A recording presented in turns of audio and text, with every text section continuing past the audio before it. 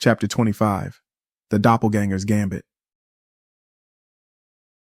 The cityscape was alive with light and motion as the team's van merged into the late-night traffic, blending seamlessly with the flow. The towering skyscrapers of the business district loomed ahead, their glass facades shimmering like jagged mirrors against the night sky. Somewhere among them was Nemesis's central hub, its core systems controlling the global rollout of Phase 4. Every light in the distance felt like an eye watching them, a constant reminder of the surveillance that Nemesis had woven into every aspect of the world they were trying to save.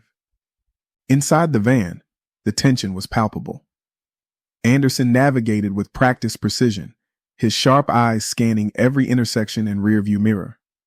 Gabriel sat in the back, silently assembling and disassembling his rifle, the repetitive action grounding him in the mounting anticipation. Beside him, a duffel bag lay open, its contents revealing carefully packed explosives, extra magazines, and emergency supplies. Michael sat near the front, hunched over a tablet displaying the building's schematics. Beside him, Samira monitored live surveillance feeds, her fingers flying across her laptop's keyboard. "Shift change starts in 20 minutes, Samira said, breaking the silence. Her voice was calm, but the strain was evident. She didn't look up as she tapped the screen, cross-referencing patrol schedules with captured comms chatter. "That's our window to get past the main lobby without raising suspicion. Security will be preoccupied cycling out personnel." Michael nodded, his jaw tight. "And the supply convoy?" "On schedule," Samira confirmed. She tapped the screen again, pulling up a live feed of a Nemesis-marked truck approaching the loading dock. The vehicle's glowing tag showed its contents, high-priority equipment for the lower levels. "They're delivering infrastructure modules for the core. If we time it right, we can piggyback on their clearance." Gabriel looked up from his rifle, his expression skeptical. "And if we time it wrong?" "We don't," Michael said firmly. His tone left no room for argument. "We're not here to improvise. Stick to the plan." Anderson smirked faintly, his hand steady on the wheel. "You sound like you believe that." Michael didn't respond, his focus returning to the tablet. Every step of the plan had been calculated, every contingency accounted for. But he couldn't shake the voice in the back of his mind whispering that plans rarely survive first contact with Nemesis. The van came to a stop in a shadowed alley near the loading dock. The building's towering structure loomed overhead, its illuminated logo a facade for the network of control buried within. The steady hum of its power grid was faintly audible, a low pulse that felt like the heartbeat of the enemy they were about to strike. Michael, Gabriel, and Samira exited the vehicle, moving quickly to a service entrance. Anderson stayed behind, his engine idling, ready to move at a moment's notice. Samira worked quickly at the door's control panel, bypassing the security protocols with a small, handheld device. Her focus was unwavering, her hands steady as she navigated the layers of encryption. The lock disengaged with a soft click, and Michael pushed the door open, motioning for the others to follow. The corridor inside was sterile and dimly lit, its white walls and fluorescent lights creating an unsettling sense of detachment from the bustling city outside. "Loading docks just ahead," Samira whispered, checking the blueprint on her tablet. "We sync with the convoy there." They moved in silence, their footsteps muffled against the polished floor. The faint hum of machinery and distant voices echoed through the corridor, adding to the tension. Every shadow seemed to stretch unnaturally, their movements amplified by the sterile lighting. When they reached the loading dock, they positioned themselves behind a stack of crates, waiting for the convoy to unload. The truck rolled into the dock moments later, its brakes hissing softly. Two guards exited the cab, engaging in casual conversation as they approached the rear. Samira's fingers danced over her tablet, intercepting their clearance codes and transmitting them to the building system. "We're in," she said, nodding to Michael. The guards opened the truck's rear doors, revealing pallets of equipment.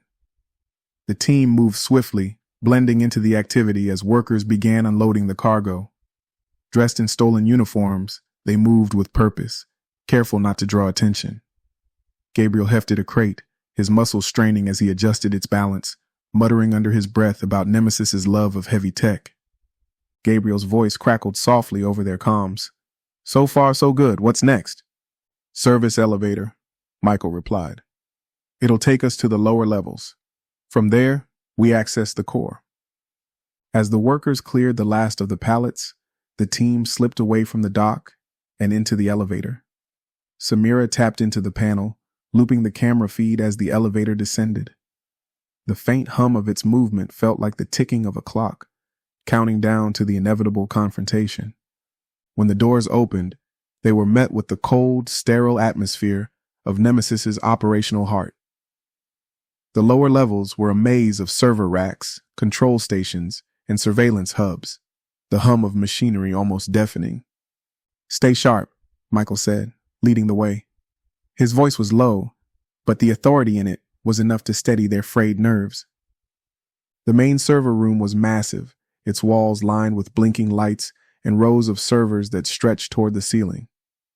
At the center of the room stood the core terminal, a sleek, black console glowing with faint blue light.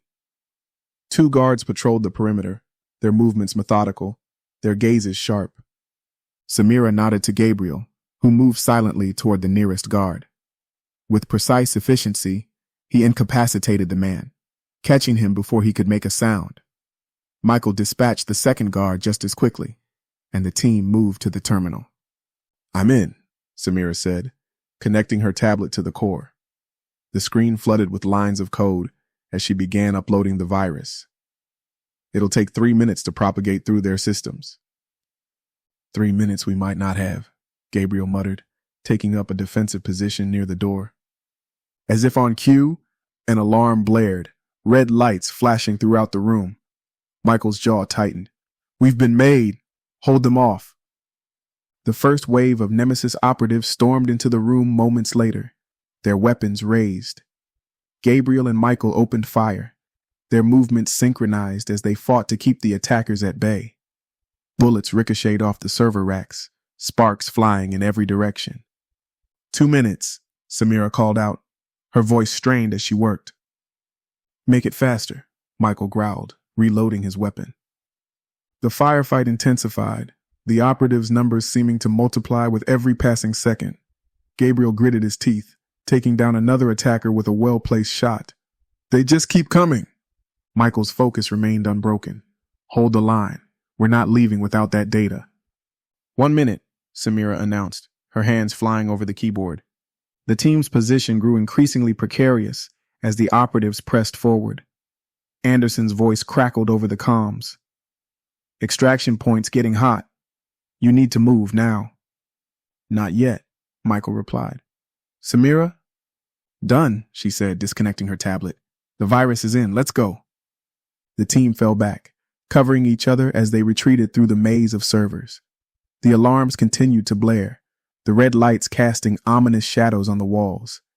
They reached the elevator and piled in, the doors closing just as another wave of operatives rounded the corner. As the elevator ascended, Michael exhaled slowly, his pulse pounding in his ears. Good work, but we're not out yet. The doors opened to chaos. The building's upper levels were in lockdown, Nemesis personnel scrambling to contain the breach. Anderson's voice came through the comms again. Vans ready? West exit. You've got 30 seconds. The team moved quickly, navigating the corridors with practiced precision. When they burst through the west exit, the van was waiting, its engine roaring. They dove inside, and Anderson floored the accelerator, speeding away from the building as gunfire echoed behind them. Inside the van, the team sat in silence, their breaths heavy. The distant glow of the city lights offered a fleeting sense of safety, but they all knew the truth. The fight was far from over. Michael leaned back, his eyes fixed on the horizon. We hit them where it hurts. Now we make sure they don't recover.